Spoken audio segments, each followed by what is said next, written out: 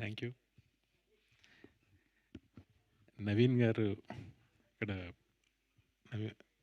Journalist ప్రభు ఉండాలి compulsory. ఎందుకంటే నవీన్ గారి గురించి వాళ్ళ నాన్నగారి గురించి విజయ్ మాధవి ప్రొడక్షన్స్, బొబ్బిలి పులి సినిమా దగ్గర నుంచి అన్నీ తెలిసింది ప్రభుకే. నీకు కూడా తెలుసా? థ్యాంక్ యూ నన్ను నవీన్ గారు పిలిచినందుకు.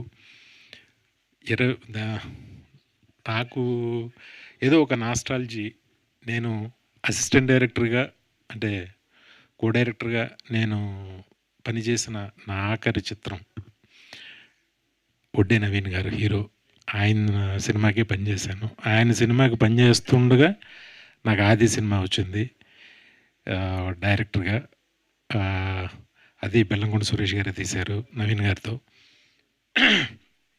ఈయన సినిమాకే నేను స్విట్జర్లాండ్ వెళ్ళినప్పుడు నాకు ఎన్టీఆర్ పరిచయం. కానీ ఆదికి నాంది నవీన్ గారి సినిమా, అక్కడ పనిచేయటం వల్ల అది వచ్చింది.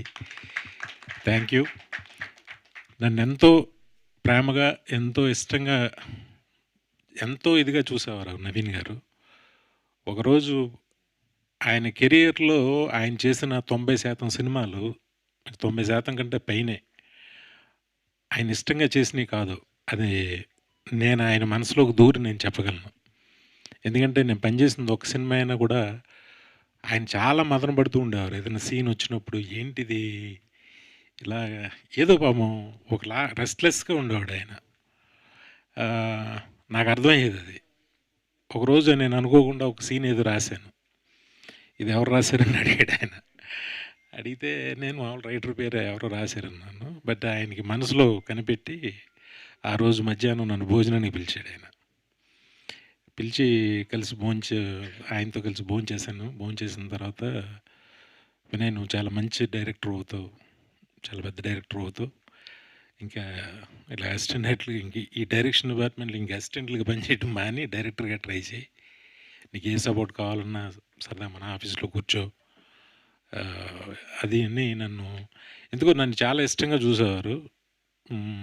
Thank you sir. దానికి ఇప్పటికీ పాపం ఆయనకి ఎప్పుడు తృప్తిగా అయితే నేను కరెక్ట్ అయితే మీరు ఆయనకి నచ్చి ఎప్పుడు పాపం ఏ సినిమా కూడా ఆయనకు నచ్చి పూర్తిగా నచ్చి చేసినవి చాలా తక్కువ సినిమాలు ఉంటాయి. ఎందుకంటే ఆయన ఫ్యామిలీ బ్యాక్గ్రౌండ్ కావచ్చు, ఆయన పెరిగిన విధానం కావచ్చు, అప్పటికి ఆయనకి తెలిసిన, ఆయన చూసిన సినిమాలు, ఆయనకి తెలిసిన ప్రపంచం, దానికి ఈక్వల్గా అప్పుడు ఇక్కడ ఎవరు లేరు నిజంగా. ఎందుకంటే వాళ్ళ ఇన్ఫ్లుయెన్స్. మేము స్విట్జర్లాండ్ నుంచి వస్తుంటే కాస్ట్యూమరు ఫ్లైట్లో సిగరెట్ కాల్చాడు టాయిలెట్లో. మేము ఫ్లైట్ ఇది ల్యాండ్ అయ్యేసరికి AK-47 గన్స్తో వచ్చేసారు. ఆ కాస్ట్యూమర్ని అరెస్ట్ చేశారు. ఎవరికి ఏం తెలీదు. చెన్నైలో జస్ట్ ఒడ్డే నవీన్ గారు ఎవరితో ఈయన జస్ట్ ఒక ఫోన్ కాల్ చేసి మాట్లాడారు. వెంటనే బయటకు వచ్చాడు. ఓ, ఇంత ఇన్ఫ్లుయెన్స్డ్ అయినా అనుకున్నాను నేను అప్పుడు. కానీ ఆయన వెళ్ళాల్సిన స్థాయికి వెళ్ళారని నేను అనుకోను. కానీ ఈ సినిమా పెద్ద హిట్. ఎక్కడి నుంచైనా ఆయనకి నచ్చిన సినిమాలు, మంచి సినిమాలు రావాలని మనస్ఫూర్తిగా కోరుకుంటున్నా. ఈ సినిమాతో ఫస్ట్ టైం డైరెక్టర్గా వస్తున్న కిషోర్ కమల్ కానీ అందరికీ, టీం అందరికీ మంచి సక్సెస్ రావాలని మనస్ఫూర్తిగా కోరుకుంటున్నా. అన్ని సంవత్సరాల తర్వాత నేను అప్పుడు మానేసిన తర్వాత మళ్ళీ నిన్నే ఆయన ఫోన్ కాల్లో ఆయన వాయిస్ వినటం, ఆయన్ని చూడడం. అప్పుడు ఎలా ఉన్నాడు, ఇప్పుడు అలాగే ఉన్నాడు ఆయన హ్యాండ్సమ్గా. All the best sir. Thank you. నన్ను ఎంకరేజ్ చేసినందుకు చాలా థ్యాంక్స్ అండి. నా మీద ఎంతో నమ్మకం పెట్టుకున్నారు మీరు అనుకున్నట్టే కొంతవరకు సాధించగలిగా నేను కూడా. Thank you sir. Thank you very much నన్ను పిలిచినందుకు. మిమ్మల్ని చూడటం చాలా ఆనందంగా ఉంది. చాలా exciting. Thank you very much. Thank you so much. Cinema పెద్ద హిట్ అవ్వాలని మనస్ఫూర్తిగా కోరుకుంటున్నా. Thank you sir. హంబుల్నెస్కి కూడా ఒక ఇది ఉంటుంది సార్. నేను కూడా ఎంతో కొంత సాధించానంట సార్. మీ బ్లాక్ బస్టర్స్ ఒక రికార్డులు తిరగేస్తే చెప్పుకోవడానికి రోజు సరిపోదు.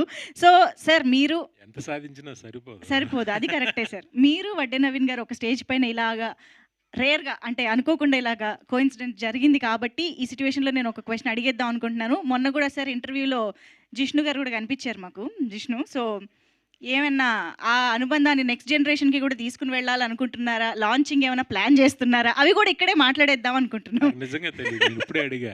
నవీన్ గారికి జిష్ణు ఇచ్చేస్తా. అని పేరొస్తే నేను అడిగా ఎవరండి బాబా అని అన్నా. అవునన్నా. ఏంటి ఫిల్మ్ ఇంట్రెస్ట్ సినిమాలు ఇంట్రెస్ట్ ఉందంటే, లేదు చిన్న పిల్లోడు ఏదో అంటుంటాడు గానీ ఇంకా తెలీదు అని అన్నాడు ఆయన. అలాంటిదేం లేదు. ఏమో ఏం జరుగుద్దో ఎవరికి తెలుసు. ఇక్కడి వరకు వస్తామో ఎవరికీ తెలీదు. కానీ నిజంగా అబ్బాయి వస్తే నిజంగా నేను చాలా ఆనందపడతా. మంచి సక్సెస్‌ఫుల్‌గా అవ్వాలని కోరుకుంటా. 100%.